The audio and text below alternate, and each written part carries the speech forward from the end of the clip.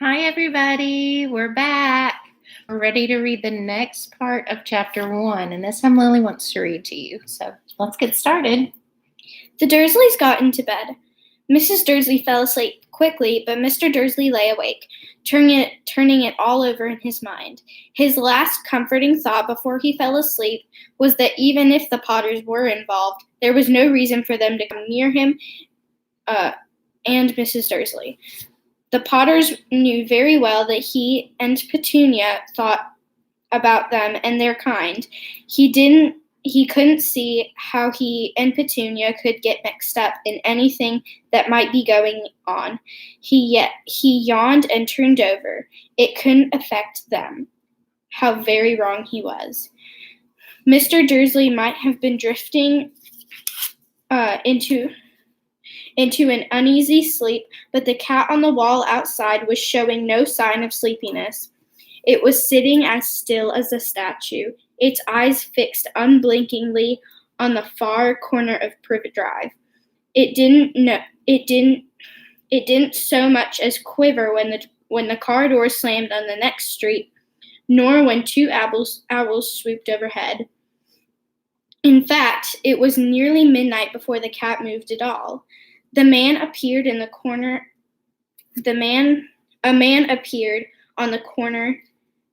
the cat had been watching, appeared so suddenly and silently you'd have thought he'd just popped out of the ground. The cat's tail twitched and its eyes narrowed.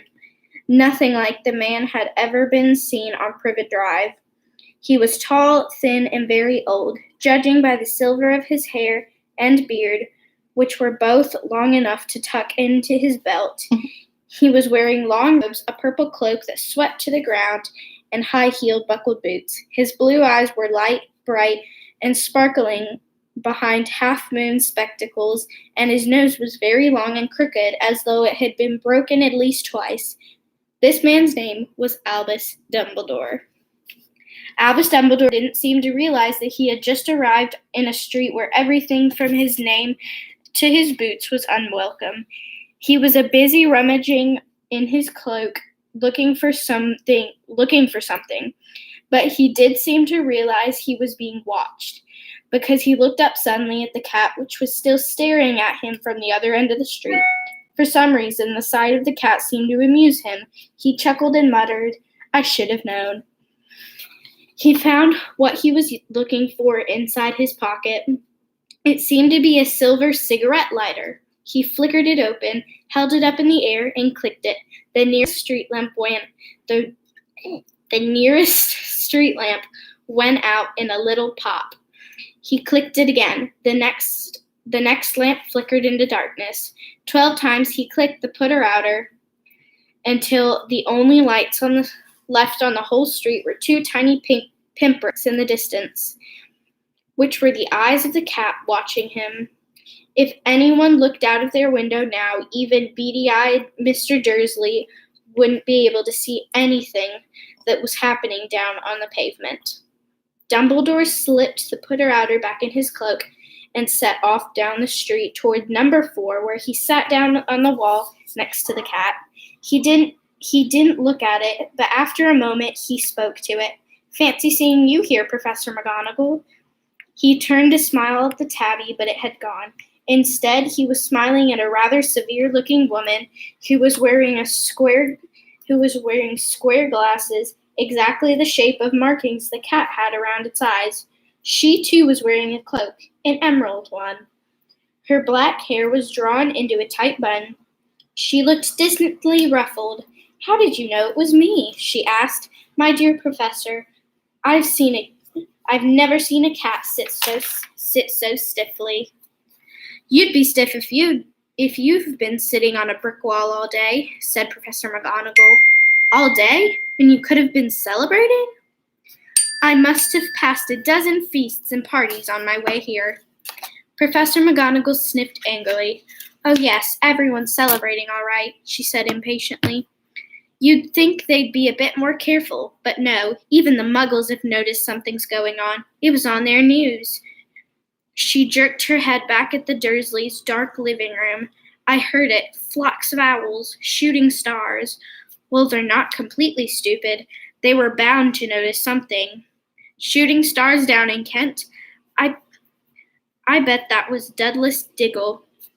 He never had much sense. You can't blame them, said Dumbledore gently. We've had precious little to celebrate for 11 years. I know that, Professor McGonagall said irritably.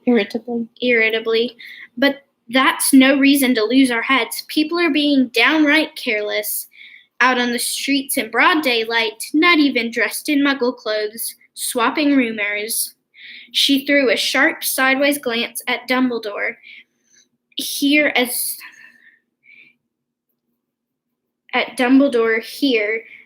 though he was hoping he was going to tell her something. But he didn't. So she went on. A fine thing it would be if on the very day you-know-who seems to have disappeared at last, the Muggles found out all about us. I'll go turn that off. You can keep reading. Oh, there it goes. It turned off on its own. Sorry. I suppose he really has gone, Dumbledore. It certainly seems so, said Dumbledore. We've had much to be thankful for. Keep going. Who is it, Michaela? Yeah. Would you care for a lemon drop? A what? A lemon drop. They're a kind of muggle sweet I'm rather fond of. No, thank you, said Professor McGonagall coldly, as though she didn't think this was the moment for lemon drops. As I say, even if you-know-who has gone, my dear Professor, surely a sensible person like yourself can call him by his name. All this you-know-who nonsense for 11 years, I've been trying to persuade people to call him by his proper name. Voldemort. Dum dum dum. Professor McGonagall flinched, but Dumbledore, who was unsticking 2 lemon drops, seemed not to notice at all. It all gets confusing if we keep saying you-know-who. I've never seen any reason to be frightened of saying Voldemort's name. I know you haven't, said Professor McGonagall, sounding half exasperated, half admiring. But you're different. Everyone knows you're the only one you know. Oh, right, Voldemort was frightened of. You flatter me, said Dumbledore calmly. Voldemort had powers I will never have, only because you're too, noble to use them. It's lucky it's dark. That makes no sense. We'll keep reading, and maybe when you finish that paragraph, that section of sentences, it'll make sense. What is he saying? It's lucky it's dark. I haven't blushed so much since Madame Pomfrey told me she liked my new earmuffs. So why is he saying he's glad it's dark? Hey, Mom. I'm just asking. Because he doesn't want her to see him blush, right? Mm-hmm. Okay. Professor McGonagall shot a sharp look at Dumbledore and said, the owls are nothing next to the rumors that are flying around. You know what everyone's saying about why he's disappeared, about what finally stopped him. It seems that Professor McGonagall had reached the point she was most anxious to discuss, the real reason she had been waiting on a cold, hard wall all day for neither as a cat nor as a woman, and she fixed Dumbledore with such a piercing stare as she did now. It was plain that whatever everyone was saying, she was not going to believe it until Dumbledore told her it was true. Dumbledore, however, was choosing another lemon drop and did not answer. What they're saying, she pressed on, is that last night Voldemort turned up in Godric's Hollow. He went to find the Potters. The rumor is that Lily and James Potter they're dead. Dumbledore bowed his head. Professor McGonagall gasped. Lily and James, I can't believe it. I didn't want to believe it. Oh, Albus. Dumbledore reached out and patted her on the shoulder. I know, he said heavily. Professor McGonagall's voice trembled as she went on. That's not all. They're saying he tried to kill the Potter's son, Harry. But he couldn't. He couldn't kill that little boy. No one knows why or how, but they're saying that when he couldn't kill Harry Potter, Voldemort's power somehow broke. That's why he's gone. Dumbledore nodded glumly. It's true, faltered Professor McGonagall. After all he's done, all the people he's killed, he couldn't kill a little boy? It's just astounding. Of all the things to stop him, but how in the name of heaven did Harry survive? We can only guess, said Dumbledore. We may never know. Professor McGonagall pulled out a lace handkerchief and dabbed at her eyes beneath her spectacles. Dumbledore gave a great sniff as he took a golden watch from his pocket and examined it. It was a very odd watch. It had 12 hands but no numbers. Instead, little planets were moving around the edge. It must have made sense to Dumbledore, though, because he put it back in his pocket and said, Hagrid's late. I suppose he who told you I'd be here, by the way. Yes, said Professor McGonagall, and I don't suppose you're going to tell me why you're here of all places? I've come to bring Harry to his aunt and uncle. They're the only family he has left. You can't mean the people who live here, cried Professor McGonagall, jumping to her feet and pointing at the number 4. Dumbledore, you can't. I've been watching them all day. You couldn't find 2 people who are less like us. And they've got this son. I saw him kicking his mother all the way up the street, screaming for sweets. Harry Potter, come and live here. Harry Potter, come and live here. It's the best place for him, said Dumbledore formally. His aunt and uncle will be able to explain everything to him when he's older. I've written them a letter. A letter? Repeated Professor McGonagall faintly, sitting back down on the wall. Really, Dumbledore? You think you can explain all this in a letter? These people will never understand him. He'll be famous, a legend. I wouldn't even be surprised if today was known as Harry Potter Day in the future. There will be books written about Harry. Every child in our world will know about his name. Exactly, said Dumbledore, looking very seriously over the top of his half-moon glasses. It would be enough to turn anybody's head. Famous people before he can walk and talk. Famous for something he won't even remember. Can't you see how much better off he'll be growing up away from all that until he's ready to take it?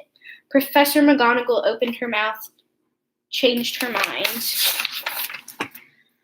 swallowed, and then said, Yes, you're right. Of course. But how is the boy getting here, Dumbledore? She eyed his cloak, suddenly as though he might be hiding Harry underneath it. Hagrid's bringing him. You think it wise to trust Hagrid with something as important as this?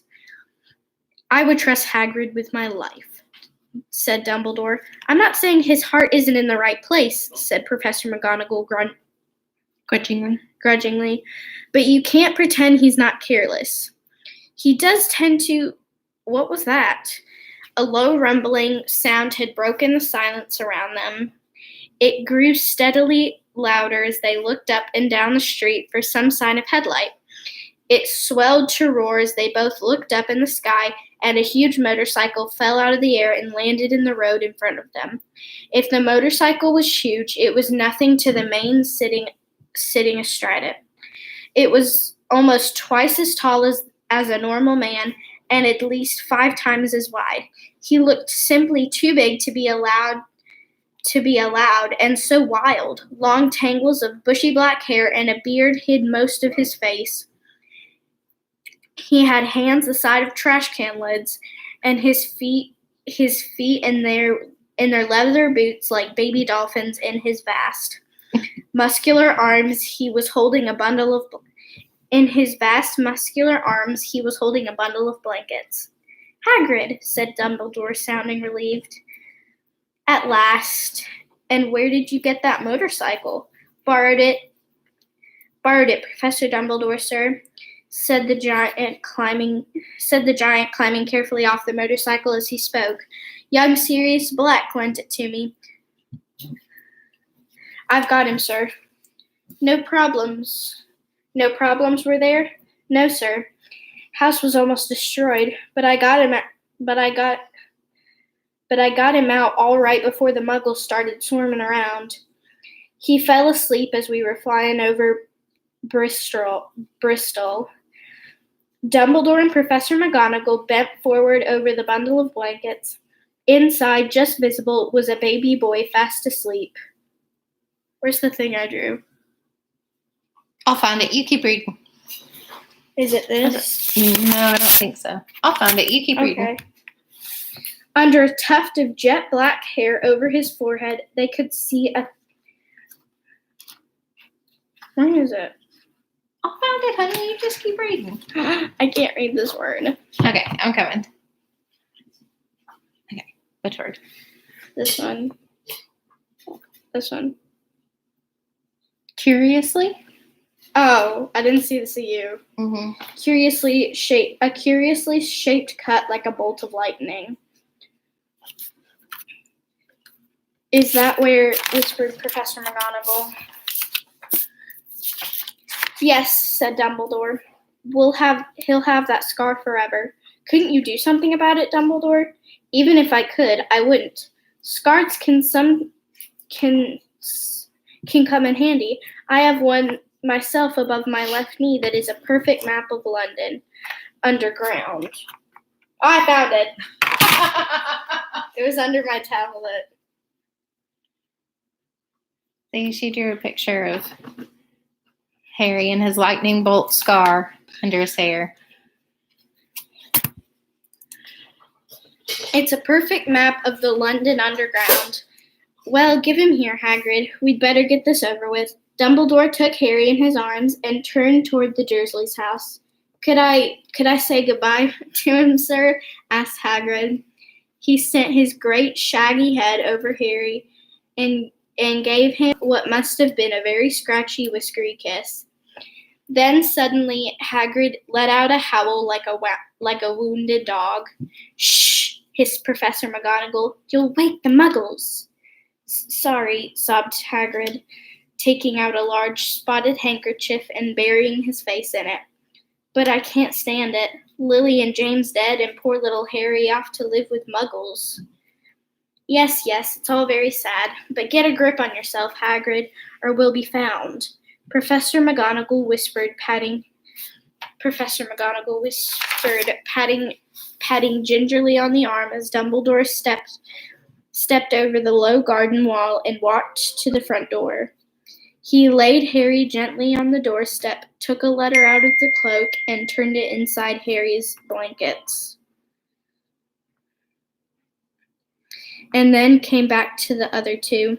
For a full minute, the three of them stood and looked at the little bundle. Hagrid's shoulders shook. Professor McGonagall blinked furiously, and the twinkling light that usually shone from Dumbledore's eyes seemed to have gone out. Well, said Dumbledore finally, that's that. We have no business staying here. We might as well go join the celebrations. Yeah, said Hagrid in a very muffled voice. I'll be taking Sirius his bite back. Good night, Professor McGonagall, Professor Dumbledore, sir. Wiping his streaming eyes on his jacket sleeve, Hagrid swung himself onto the motorcycle and kicked the engine into life. With a roar, it rose into the air and off into the night. I shall see you soon. I expect Professor McGonagall, and Dumbledore nodding to her. Professor McGonagall blew her nose in reply. Dumbledore turned and walked down the street. On the corner, he stopped and took out the silver put-outer. He clicked it once, and 12 balls of light sped back into their street lamps so that Privet Drive glowed suddenly orange, and he could make and he could make out a tabby cat slinking around the corner at the other end of the street. He could just see the bundle of blankets on one step of number 4. Good luck,